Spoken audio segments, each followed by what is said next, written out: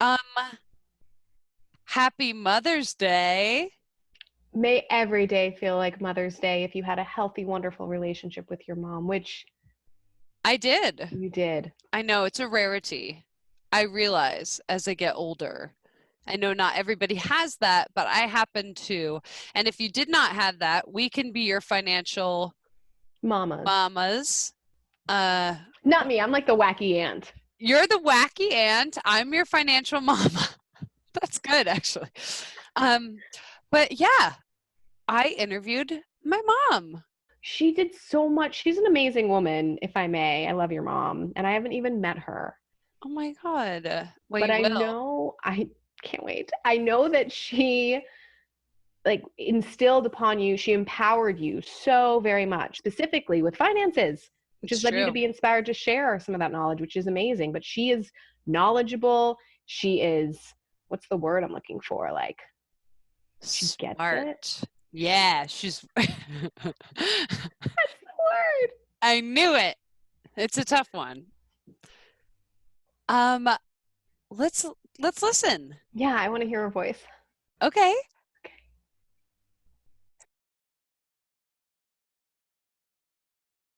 Hi, So, Mama. all right. Hi, how are So, you? good. How are you? I'm good. Welcome to the podcast. Thank you. Thank you. We're going to be hearing lots of cats, I'm sure, because Yes, you I've got have yeah. one that's trying to join in. Do you want to show us so we can see what the cat looks like? Mom has Maine Coons, so they're huge. Oh my gosh, they're huge and furry and beautiful. So you have only three there, right? Because Marvel went back with Catherine. Right. So this is DC, Hi, and DC. he's very noisy every time he hears something talking. So he It's wants to DC. join in. Yeah, Yeah. So who knows if he will continue participating or not? that's fine. He'll be our third guest. Yeah, DC's Yes. the biggest Yes. one.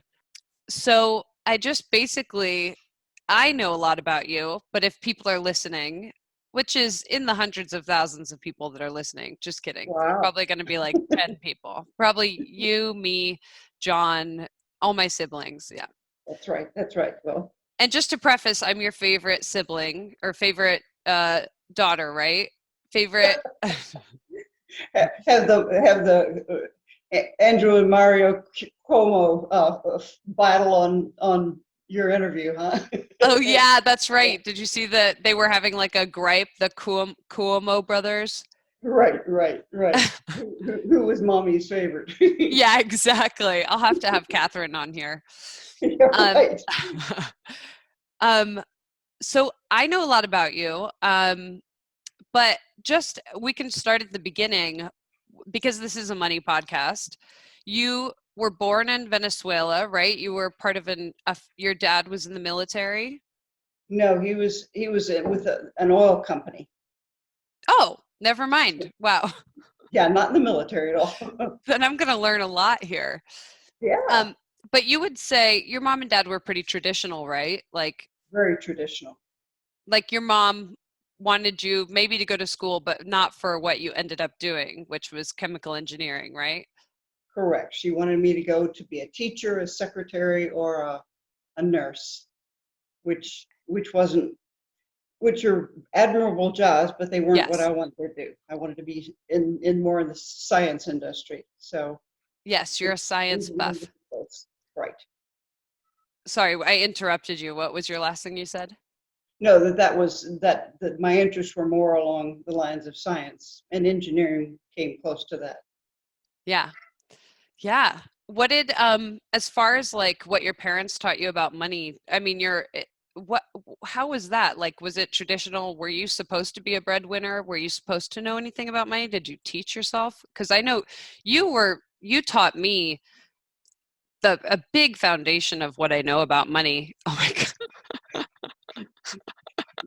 DC would like to be a part of this. You can put him in your lap if you want. You can do whatever you want, but you can do whatever you want. Those cats are tyrants. Look at that. That's a czar. That's a czar cat right there.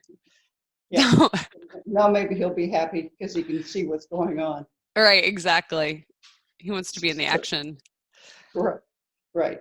So they were very traditional. They were basically preparing me to be a, a homemaker. So that was what their vision was for me. So to have an education, yes, but to like mother had an education. She taught school, but when she got married, she stopped working and became a homemaker. So I think that was their view on life.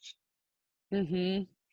Does that include, as a homemaker, are you supposed to like, I was going to get a LaCroix too, but I have my kombucha or a mommy pop, as we used to call it. Mommy pop, Mommy exactly. pop. Mommy pop. Mommy's still drinking mommy pops. Yeah. Yeah, exactly. Um, were you supposed to know how to like balance a budget or pay bills, or was that all like what was your mom's role financially in your family? Uh, she didn't really participate in the financial role. That was my father's bailiwick. And you have to remember, if you're going back into the 60s, and so that women weren't allowed to have credit cards or do Really? anything in their name uh, until I believe it was the early 70s. So it was not the world you live in today. So I don't think that was ever brought up to me. But then I got an education where I could make a living and make a good living. So that then I began to take care of myself. Yeah. And you were one of the first women at Texas A&M, right? Correct. Correct. Like the first year that they were taking women or allowing women to go to school there? Not exactly the first year, but in that early epoch, it was a military school and all male, and then it converted to not just military, but military and civilian. But the first women that were allowed to go there had to be like daughters of the professors or have some connection to the school. And then I came in when they were just starting to relax that, and but I still had to sign a pledge that when I got there, the reason I was there was because it it offered me the best education for what I wanted to do. And in reality, it did. It was a great engineering school. And secondly, it was 40 miles from my home. So it was the closest big school to home. So, Wow. so it was kind of one of those natural things that back then it was a lot less common to go to a school a couple states away. Right. Well, so okay. So there's some stuff about your history that I know, and then there's some stuff like some blind spots. So I'm actually really curious. So somewhere around this same time, you had a son. You had my brother Matt, right? Yes, yes, after my first year of college. And but you stayed in college, and then because you were a chemical engineer, did you have to pay for your own education, or did your parents help you? Well, I had a savings account going into college, and then they helped me. Yes, so Yeah, so I've been saving kind of all my life in different little jobs and that kind of thing, and then they also helped me. So gotcha. and back then, school wasn't quite the economic. Black hole. Yeah, it didn't suck all your money in like it does today. Yeah, it was a lot more reasonable in price. So I mean, Right. I could pay for a semester of school with like $500, and that was Wow. and and that was for much chagrin that I had to buy football tickets, which cost $100 of that $500. So You had because to like have the school spirit and had to buy yeah, school it had tickets. to have the school spirit. So it's kind of like I was always, wow, that's a lot of money I'm paying. So Wow. something I didn't have a chance to opt out of. I So wonder if that's because it was in Texas or if all schools you had to buy tickets and show up to the games. I think I think at that time it was a small enough school that was a way to get the students to participate and help support all the programs, and it was just the financial model they were using. That's so funny. So Can you yeah, imagine? now you have to pay a lot of extra money for football tickets and such, but Yeah, that was exactly. in a different world. Yeah. Yeah, it's gotten astronomical if you think about that. Even with inflation, I mean, $500 even 50 years ago is not 40,000 that we're seeing now for, a year of school or a semester or whatever. Right. Right. Wow. So Yeah, that's where you really get into like generational wealth, where it's like you either have to have assistance, or it's like it becomes unachievable for some people for unless we some have people, it's like, very hard. Right. yeah, yeah. So you had a son, did your Yes. did your family help you because you were kind of close by? Well, I mean,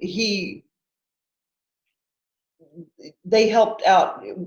Well, the money that they gave me also helped pay for him. And then, of course, I was married at the time, and his family helped a little bit too. So it's kind of everybody put some money into it. So, Well, that's nice.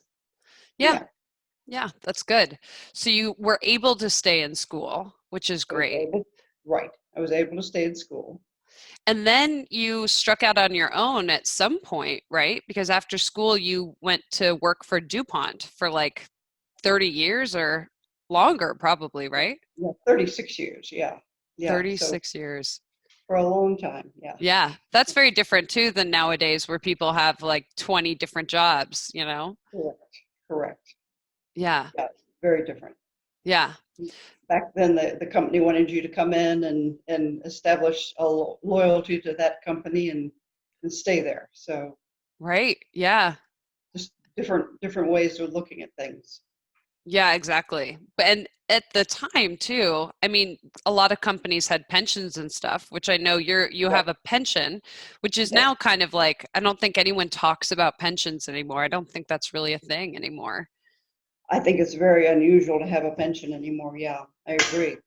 So So, then having loyalty to the company doesn't really make sense because you have a 401k and you can just take it with you wherever you go. right.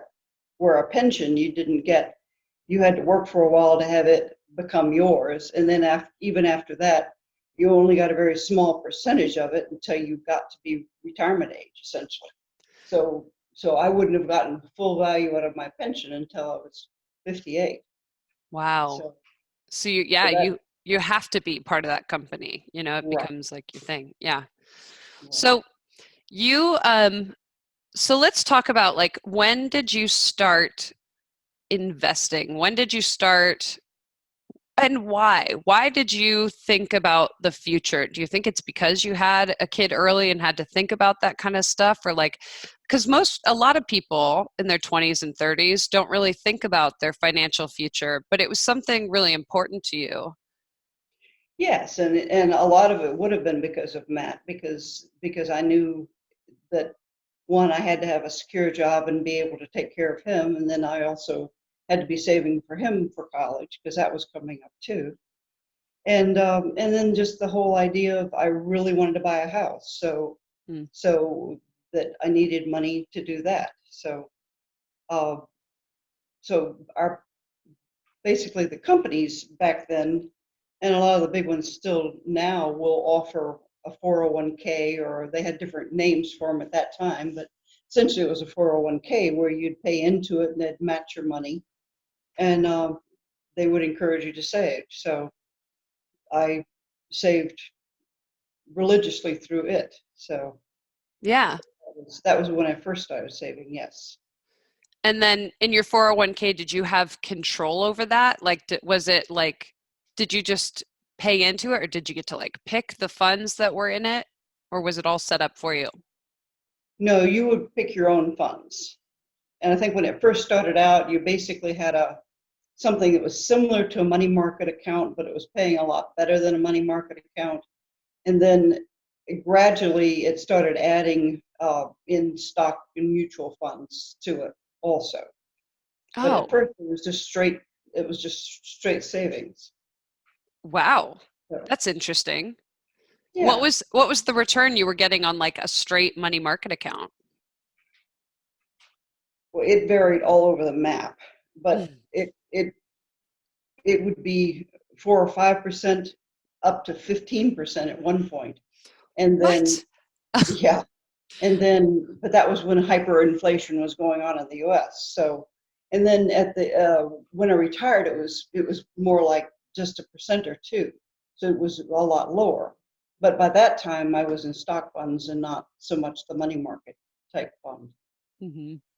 And on the side, I had some savings accounts from Matt. So they were under uh, uniform gift to minor accounts for him.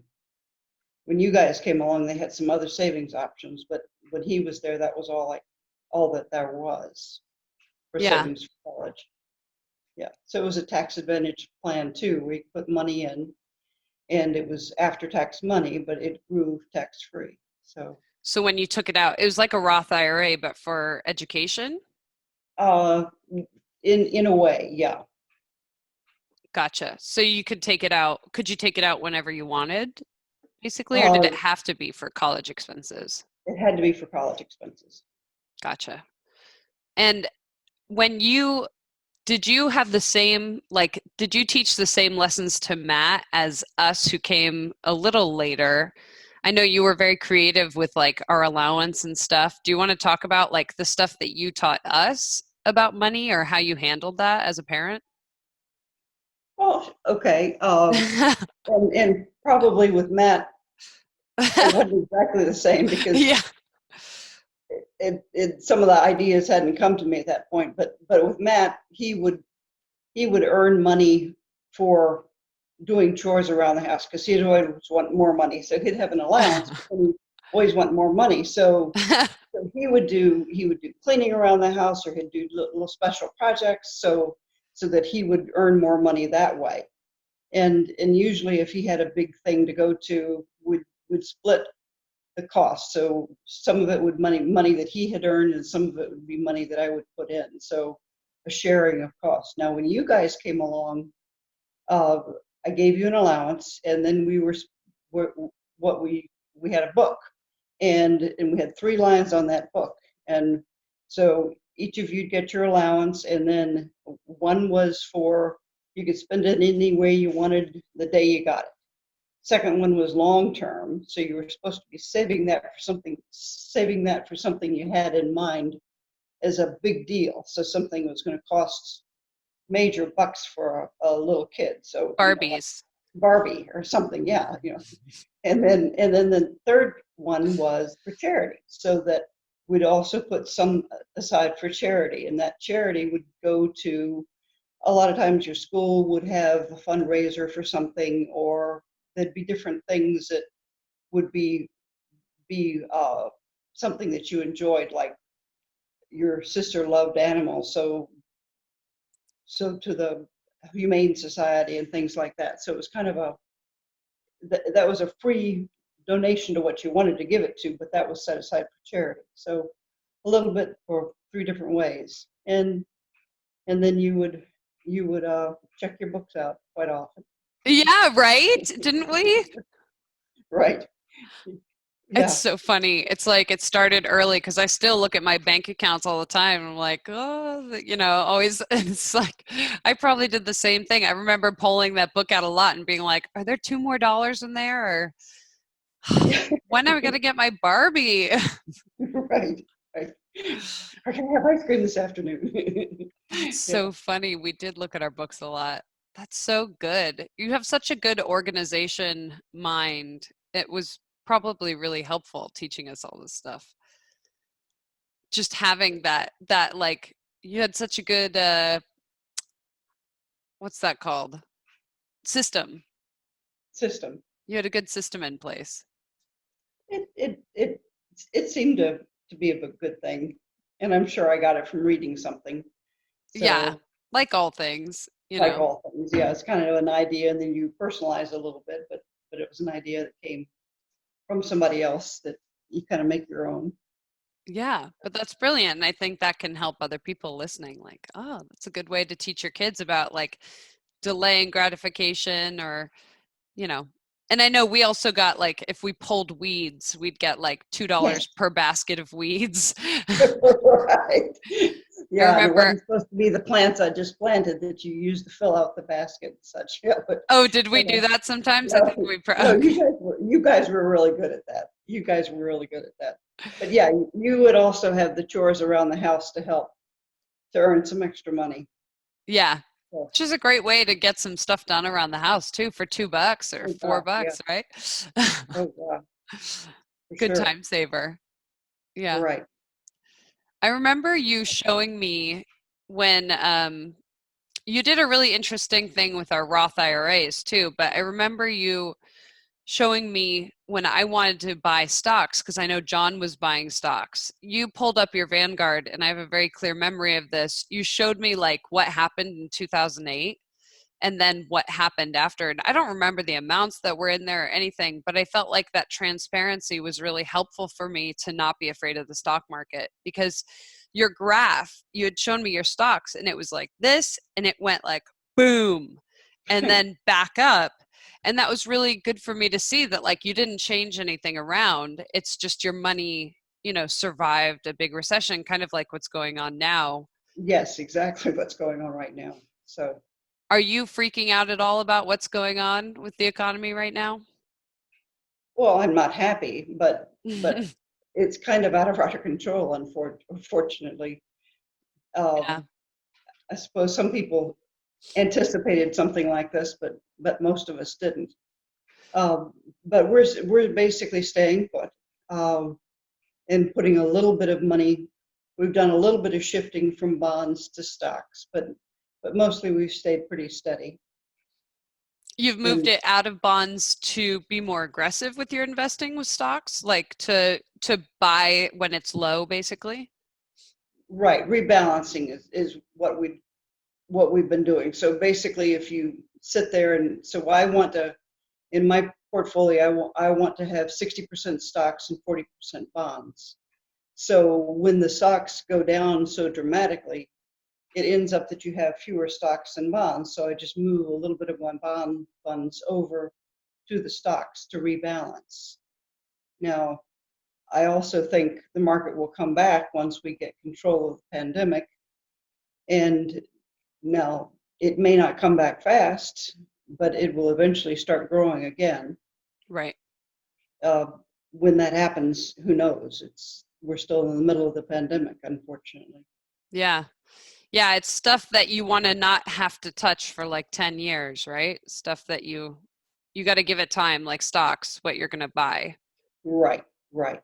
So, Because I know right. with your 2008, I think you'd said it showed me it like recovered, but it wasn't until a couple years later when it had fully recovered You got to from the remember, yeah, it took a while. And I'm sure it'll take a while this time. So, yeah. Do you manage your own money? I know you use Vanguard. Do you still use Vanguard or are you at a place where you have like somebody managing your accounts? no, we have it in Vanguard and we manage our own money.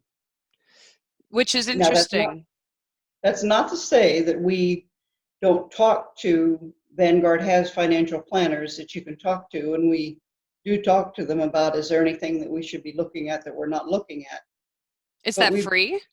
Sorry. yes, yes.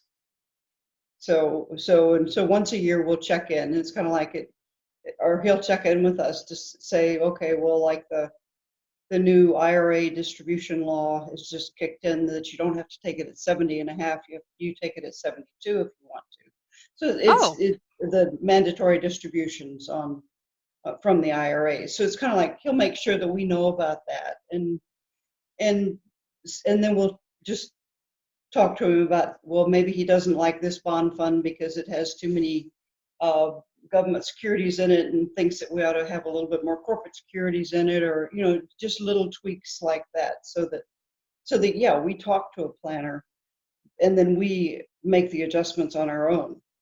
So you do know and I would say you're someone, you and dad are doing just fine in life. You've done very well for yourselves. But can I ask you, like, can you talk a little bit about Vanguard, why you're using Vanguard, why you're not with some other, why you're not hiring somebody to watch over your money? Because I know the answer and I can talk about it, but I think it's so fascinating. So many people are so anxious about managing their money themselves and can save so much money. Like, I'm kind of getting to the fact that a lot of people that manage your money are going to charge 1 or 2% and will say that they can give you the moon. but it's not 1 or 2%. It's not like every $100 you make, you give them $1. Over time with compounding, it can equal a third of your total, like that compound interest. It goes up and up and up. Well, so does that 1% fee annually. It's going to take a huge chunk out of your final returns. Right. Why we like Vanguard is because Vanguard typically has very low management fees. Mm-hmm. And a lot of other companies are getting there now, but Vanguard has for many years had very low management fees, and we haven't had a need to change. They also, some of the benefits are free trades. The financial advisor that we can talk to for when we have questions, it's kind of like that when we have questions that are not just completely generic, he can answer those. And he's also reviewed our investments to see if we needed any tweaks or not. So it's just a relationship that's pretty easy. What we do is we manage our money pretty much the way Vanguard would manage it percentage wise. It's just that we don't have somebody there rebalancing it for us or handling it for us. Now, at some point, as we get older and begin to worry a little about things that age does to you on making decisions, that we have it set up that we can engage a planner to take over. And so that's always an option someday in the future. Or if one of us develops a major health problem, that's always an option in the future. But right now we manage ourselves. And the way we look at it is that, okay, we try to keep it very simple. Again, as it's easier to manage something simple than something complex. Some people like the complexity. We like the simplicity. So we basically have foreign bonds, U.S. bonds, and these are bond funds, not bonds. So not individual. No, it's U.S. bond funds, foreign bond funds, foreign stock, and U.S. stock. And so we have a small number of funds, and we watch them. And if they get out of balance, we do rebalance them. Now this time they got out of whack a whole bunch, and it's kind of they've gone up and down like a seesaw lately. So if you rebalance one day, they're way out of whack the next day. So it's kind of like I also kind of take the look that I might make some adjustments now, but I'm not going to make a whole bunch of adjustments when things are going so fast up and down. I don't know that I can chase something that's moving that fast, and I'm not going to try. Right. So you just let it ride in some ways and just see where the chips are going to fall. Because either way, you're invested and it's going to go up, whether it's bonds or stocks. Like the market goes up over time. Over time, although not on a daily basis. Not right now. Yeah, exactly. It might go down 40%. Who knows? Who knows? Not usually, but sometimes. Right. So you were talking a little bit about like as we get older, what are some of the plans, like just for people that may be listening that are in their 50s and 60s and 70s, what kind of stuff have you done to prepare yourself for the future? Well, again, that word simplicity, one of the things I think is very important is to have things simple.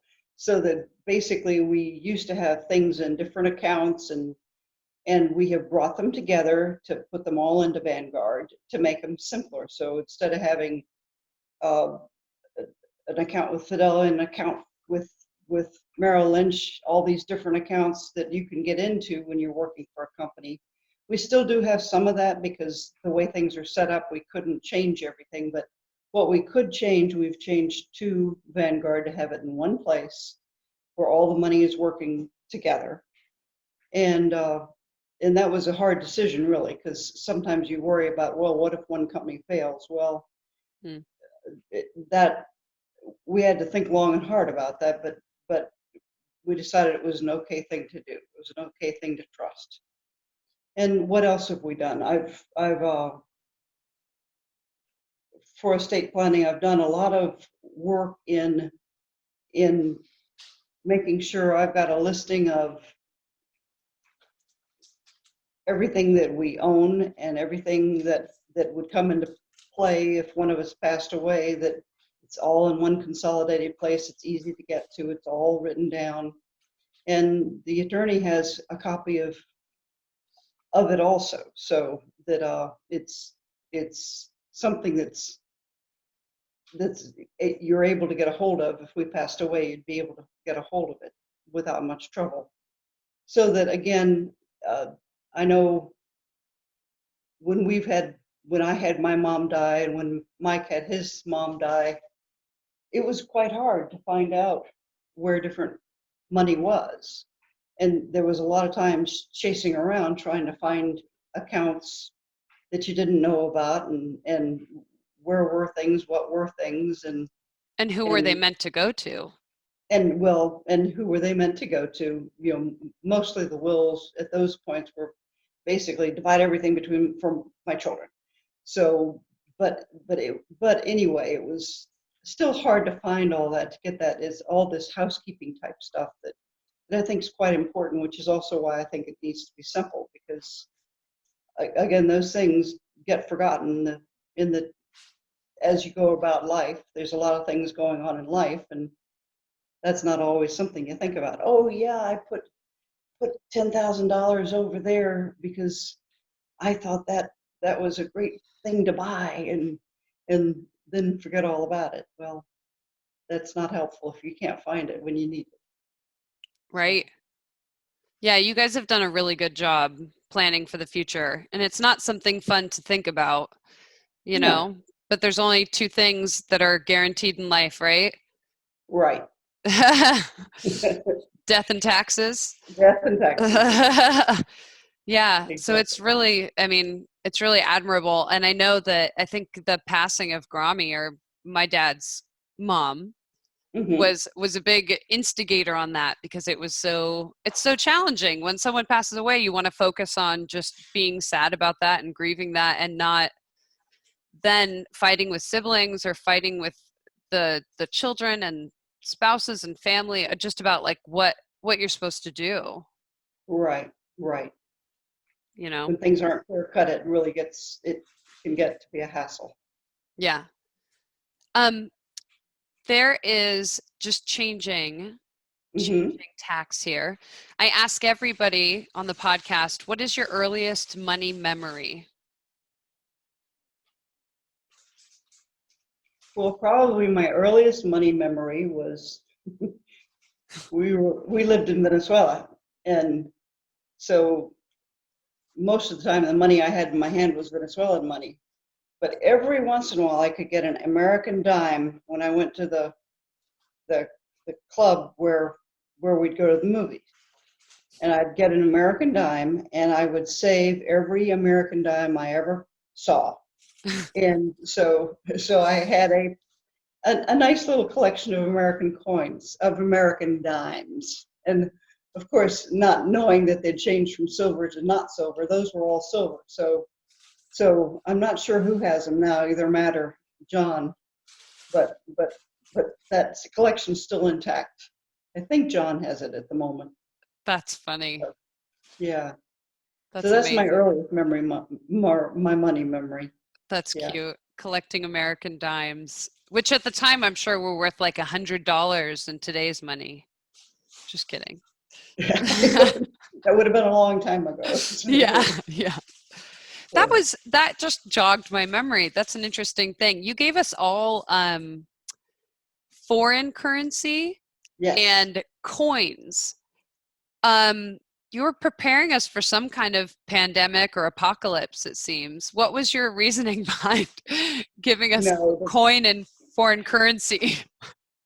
the foreign currency was just fun to see all the different things that different countries had, because it all looked different. It had different animals on it, different rulers. It had just different things on it. So I just thought Oh, foreign money that's was fun. So oh, it had no value because usually it was something that was a quarter. Oh, It was not big currency. I thought it was so I could flee the country. Well, yeah, if you had 10 cents from Mexico and 5 cents from Czechoslovakia, and Yeah, I yeah, guess not. Like, that was the thing. It wasn't one country. yeah. So but then what I also did was give you, and I'm not sure this is anything wise, but it was just, I also just kind of gave each of you coin sets from the years of your age. So it's kind of like starting at birth all the way up. I gave you coin sets, and those were just plain old coins that it was just kind of cool to have them. And then I did give you also silver coins that are in your collection back there, and some other coins that had even more value. But so you do have some coins that are Special coins. special coins that have monetary value because of the material they're made from. So yeah. Yeah. So Apocalypse money. basically, and then I gave each of you an envelope stuffed with money that was your apocalypse money, and who knows if you still have it or not, but Well, there could have been many apocalypses. We don't that, know. that's that's exactly what I'm referring to, that there's probably been many apocalypses. Yeah, that was meant for like, oh, an earthquake, and Right. these don't work, but it also means, Or oh, rent is due. Los Angeles rent. Yeah. Los Angeles rent is similar to an earthquake, a disaster. That's So right. that's funny. So, so That's really anyway, funny. Oh, I like but, that. That was a good little memory. yeah. Um, So uh, has everything in your financial journey been easy peasy? I mean, it's easy to look at you and say, oh, well, she's doing great. It's so great. She's been very smart. But has there ever, well, I guess two questions. Have you ever made any money mistakes? And two, what did you have to sacrifice to be in the place that you are in now? oh, yeah, I think it's hard to say anybody hasn't made some money decisions that were wrong. Yeah. Kind of like that changing to a stock fund that looked like a sure bet and wasn't a sure bet. It's kind of like, so that you put some of your money into something that's not a very good investment, or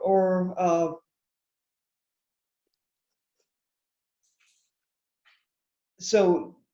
And the second part of your question was that Have were you times ever tough? Pardon? Yeah, were times tough, or what sacrifices have you had to make to be where you are? And yeah, there definitely are, because you start out with a certain amount of money, and that money has to cover a lot of things.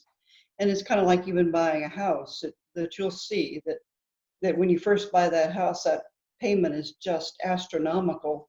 And then as you make more money, hopefully that all of a sudden it's not quite as astronomical as it was. But but there were times where, and then just the idea of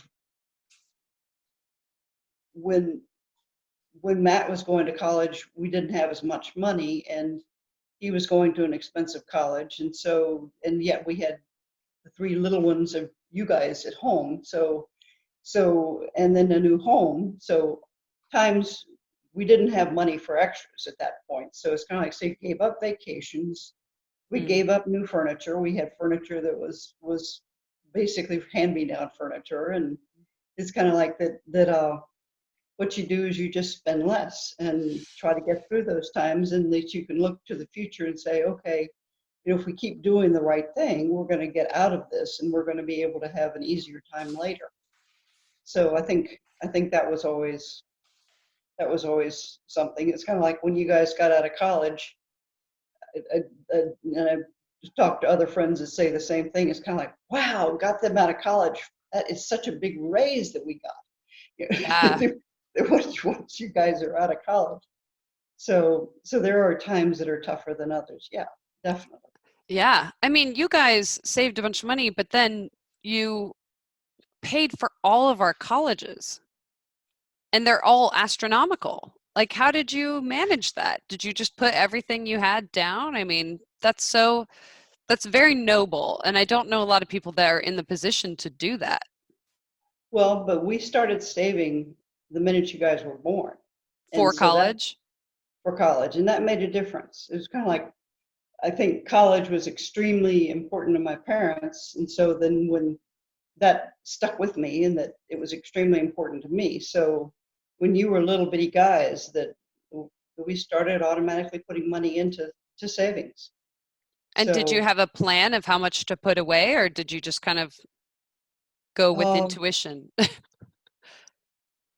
well, no, I had a plan of how much to put away because I was watching what college costs were, and then uh, tried to not necessarily have enough saved away for all of college, but at least for I was trying to make sure I could cover 50%, and then worry about the other 50 as it happened. later. Right. Yeah. So, or get loans or something, but at least if you had a start, then you had a more of a guarantee you're going to get there. So, Yeah. and plus, some of you went to expensive colleges, and some of you to less expensive colleges. So you didn't want to have so much money bound up in that education account that if somebody went to a less expensive college, that well, then you had all this money that was set aside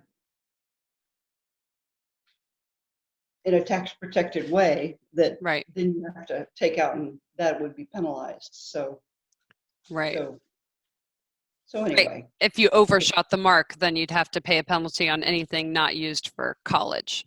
correct, correct. You can also roll it to the next child, but eventually, yeah, eventually you've got to be pretty on the target on that money.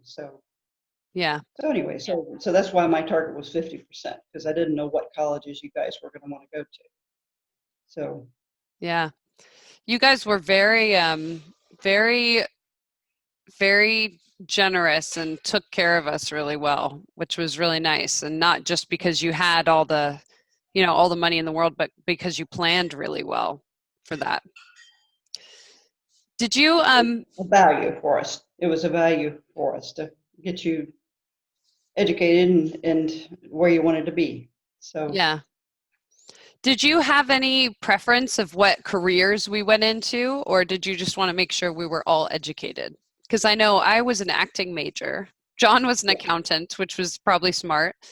Catherine was in equine sciences, which Hmm. now she's going to law school. Hmm. Were you attached to that, or did you just want us to have an education? I wanted you to have an education. I guess one of the things I believe is that if you're doing something you love, that you will succeed at it. And Hmm. it may take time. It may not be the easiest thing in the world, but you're doing something that you love. That's good. And so that was kind of my thing. Yes, you need a college education, but do it in something that you love so that you do well in it. Now, you're not working in acting so much now completely, but still the things that you learned in that school are still what is driving a lot of what you're doing, whether it's apparent or not, but your ability to speak, your ability to do these blogs, the basically just the personality and the drive to do some of the other things you're doing. That acting education went into it and is has made you better for that. So I still think that the education you get, it may not be exactly what you end up doing and loving. It's kind of like I was a chemical engineer, and what I ended up getting into was occupational health, which is what I loved. And it wasn't necessarily a straight path from engineering, but the engineering sure helped it. And so it's kind of, I think that's one of the beauties of education. It's education is a tool in your toolkit, and then you use it in a way that makes sense to you, and it all has value. And yeah, Kate is now going to law school instead of the the equine world, but still the whole idea of working with um, nature and animals and all that is still influencing very much what she wants to do in Right. law. So, Right. She wants to so maybe be an environmental lawyer, which is correct. just, I guess when you're 18, you start with your best guess of what it is your life is going to look like. And then you just kind of like keep just going one step at a time until it develops into something else, you know? Right, exactly. Yeah. And it's So, nice that you pushed us to do something we loved instead of pushing us to something else, which I know is not everybody's, way, but that's you not had a very, everybody's way. Mhm. no, not at all. Yeah. Yeah. Not at all. That's So, very cool. so that's a personal decision. Some people would not think it's, yeah, that would try to force a child to go into something that's more of a, you can make your own living this way. Well, I think you can make your own living a lot of different ways. Yeah, So people do. People have some careers where you're like, wow, I didn't even know you could turn that into a career. But following your passion, I mean, it's one school of thought, and I think there's a lot of people that are big proponents of that, you know. And I'd rather do something with my life that I enjoyed than not, you know. correct. So Um, what uh well, I have one question, but that's like an ending question. Oh, so I have this big thing. This whole fascination with this is, as you know, I want to be an artist. And so I wanted to be financially, like my whole obsession with finances. I wanted to be financially secure so I could do whatever art I want. And like right. you said, not worry about the paycheck that it produces, even though, it's like there's this blogger that I love. His name's Mr. Money Mustache. And he was retired and had all the money he needed, started this blog, and now the blog makes six figures a year, you know it's just because that's what he wanted to do. um Right. so anyway, this is all to say that I've been looking forward to my retirement in some ways of things that are necessary but not exactly my passion. Hmm. How has retirement been for you? Because I know that you love marine biology and you're volunteering at the aquarium and you're taking classes. How does it feel to not be in the workforce, and how are you spending your time? I have enjoyed retirement thoroughly because it's funny because I haven't done just one thing. It's kind of, we haven't been in Florida forever. So so but there were different things. It's kind of like, okay, tried to work on fitness for a while, and you tried to work on healthy cooking, you worked on gardening. So it's just different things I never had a chance to do. More reading, more just doing whatever you wanted to do at the time you wanted to do it. And then to start traveling more. And Oh my so, gosh, you guys travel everywhere. I should just say that. You've been retired for what? How many years now? 10 oh, I've years? been, this year it'll be 10 years. Yeah. Oh my gosh. Yeah, now that I think about it. But you've only lived in Florida because dad kept working for a few years. But like Right, of right. the 5 years or so that you've lived in Florida, something like that, 3 years. 3 years, you've spent two-thirds of it not in Florida, just traveling around the world. You guys have been Well, it hasn't been everywhere. that much out of Florida, but we've taken a couple months a year out of Florida and traveled, right. And it's So, so fun. Dad writes these like travel blog things and sends them to everybody. That's like, he's such a good writer. And you would have never known. That's like a little passion of his that he loves writing about his travels. right. He loves to have a humorous view of travel. Yes, he So, does. It's very cute and funny. yes. So we've enjoyed that a lot. And then yeah, as you've mentioned it, once we arrived here, this is a really fun place to be able to take classes of every different sort. And so I've loved that, and I've gotten into marine biology a little bit. I'm still working on uh, different volunteer positions there, and right now, of course, with the pandemic, everything is shut down. So I'm not doing any volunteer work at the moment. So, but but I will again when this lifts. Yeah. So, but yeah, it has been wonderful. Retirement just gives you the freedom to try things that you haven't tried before and learn things you never did learn before. So I've been able to learn about it. It's fun to find out that, well, I guess some of my interests I've always known, the marine biology, but archaeology, history, um, a little bit more about art. It's kind of like all those things that I really never learned much about. So now I've gotten to learn about those, and there's so much fun. That's There's so much awesome. out there in the world. So it was worth it to prepare for your future so you could do all these classes and see things, and it's worth Right, all and the then struggle. right, and then just work on things that you think are going to be better for the future. So working on a a few other projects that influence uh,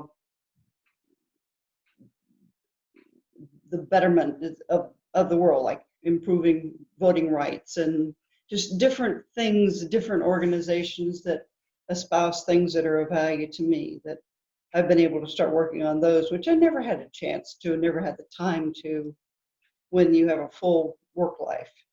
Full You work know, life and 4 kids. right, that kind of takes up your time. Yeah, So just a little, right? just a little. Yeah. So so that's what I've enjoyed about retirement. It's just kind of I there was a book written about boxes of lives, that you have your first box of life is getting an education, your second box of life is that work world, and then the third box is retirement, which is your freedom to do what you want differently. So That's very so it's cool. been fun.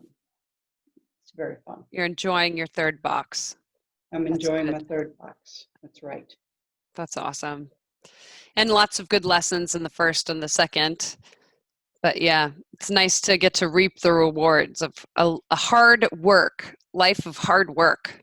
Because you worked, for anyone listening that does not know, oh my gosh, you'd get up at 4 every morning, something like that. And then you'd take us all over to all these activities, and whew, It's you've, a busy life. yep, you've earned it. Um, okay, so do you have anything?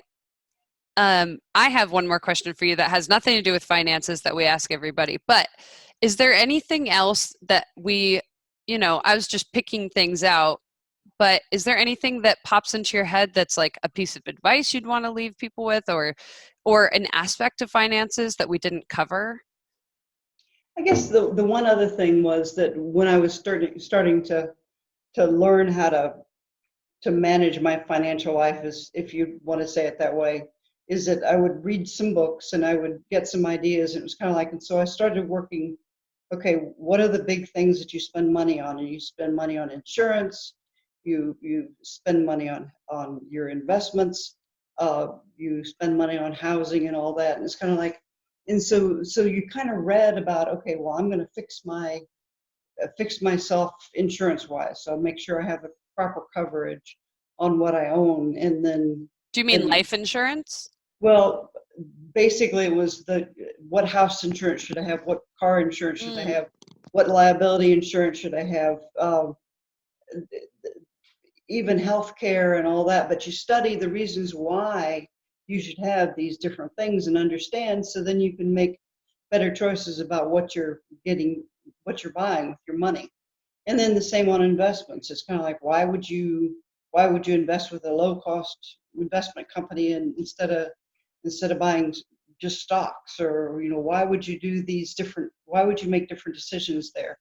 And then there were just to learn about these things that cost a lot in your life, so that what you do is you make good choices on those things, so that you're not overspending on things that you don't need, and that you are for sure buying the things that you do need. So that you want to try to make sure your values, the way you spend your money also reflects your values. So Yeah, which is something other people have mentioned, is making sure your money goes where your values are. But I think you're also talking about like educating yourself like take the time to educate yourself so you don't Right. waste money on the things that don't matter, like, Correct. and to educate yourself especially on the big ticket items Correct. that could you know have a big impact later in life, not just like the little lattes and the this shirt you buy versus this shirt, but like what are the big things that are recurring that will really affect your life if you don't make the right choice Correct. on them, Correct. like investments, right? Right. Which I've seen people, I saw how my investments worked, and then I see people that have had money invested for 10 years, 20 years, 30 years, and their returns are like so much less than I've seen, and it's because they have fees that they don't know they're paying, or you Right. know little things that add up way over time. Correct.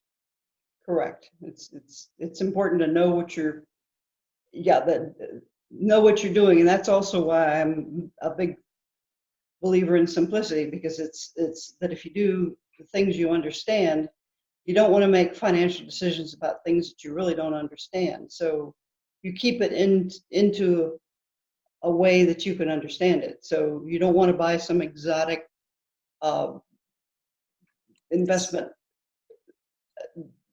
option that you don't understand what it means. It's kind of Like just, in fact, poppy investments or something. right. Well, that even Warren Buffett says that it's kind of like you buy what you love, or you buy what you know, and Mm-hmm. that you feel like it's going to do well because you love it. So, and you see other people around you love it. So it may be a good idea. So, That's a big reason I like single family home investing, or like duplexes or triplexes. I haven't bought them yet. I would like to, but mhm, versus a big apartment complex, because I don't know a lot about that, but I know how a single family home works. right, And I right, know how an index fund works. right, And I don't buy individual stocks either. right. And you can No, do just fine without doing that, correct. You certainly can. because then you're putting all your eggs in one company, and it's like you might not understand how that company works. Well, yeah, you're not an insider to know all the things that are going on in that company, and there could be some things that are, yeah, that you don't know about. So, Right. Warren Buffett does that. He has done very, very well, but he also is like, that is his passion, and he studies businesses and tries to find right, undervalued businesses for what he thinks they'd be valued at. But that's a very specific skill, which is why Warren Buffett is Warren Buffett. right, right. Yeah. Okay, this is the question that I ask everybody at the end. It has nothing to do with finances. If you had one room in your house, or one addition, or one feature added to your house, and it can be a dream feature, like something ridiculous that's totally implausible, what would it be? For me, it would be an aquarium, like a big pool-sized aquarium that I could like swim around in. Right? Wouldn't that be fun? Yeah, and share it with little fishies. Yeah, little fishies, but keep it kind of clean, and then I can like just swim around it. Yeah, that'd be good. Yeah, I Yeah. think I would like a screened in porch that was for my plants and my kitties. It's kind of like, so a little screened in porch where you have a zillion plants all around. So I love it. And that's not that crazy. You could totally have that. You could put I mean, you have some porches with some plants on them. You just need a right, little right. screen. There's no screens on them, but yeah, Right. yeah. Yeah. That's But funny. yeah, That's awesome. Well, dream big. It'll happen. it'll happen. Pretty painless, right? Not so Pretty bad. painless. Yeah, You got not to so tell bad. dad he missed out. His dream would be a garage for all his Aston Martins, right? That's right. That's right. A Yeah. 15-car garage or something. Yeah. Uh-huh. We'll work on that. Yeah. Yeah, really. That's awesome. I love you, Mom. Thank you so I much for love coming you. on. Okay. Well, And I'll talk to you soon. We'll just talk okay. over the phone like Okay. regular old pals. Like regular people. Okay, that sounds Yeah. good. Yeah, Okay. exactly. Okay. I love you, Mama. Love you, Yay. sweetie. Mama Purdum. Mama Purdum. Practicality, wise words, nothing fancy there. and like so grounded in talking about how she's shifting with what's going on in the world. It's like, yeah, we moved some of this there and we adjusted here, but it's not, there's no freak out. No, Using her smarts. she's Yeah. just smart. I think you two Yeah. talking about finances should be the new Mother's Day Hallmark commercial. So Could be a Hallmark Christmas movie. I will start that script. Please. I love that her advice is just super simple. And I also love that she manages her own money. I have to admit, I knew that she managed her own money for a long time, but I figured at some point maybe she had someone else managing it and she has someone managing her estate planning, but she does it all herself. That's so cool. That's why she has, even in her dream home, like she's building her life as her dream. She's staying in touch with her planning, Yeah. handling it all herself. So when you give her the option of some dream feature, she wants that screened in porch. Don't you love that? And what's funny is I've been to her condo. She has a porch. It's just not screened in. Like she already, I just need to send her a screen. She's Really? minutes away. Yeah, you could fulfill her dreams. I really could. Mother's Day is every day. Today. Yeah. We're on the same page. Aww. I'm gonna go call my mom.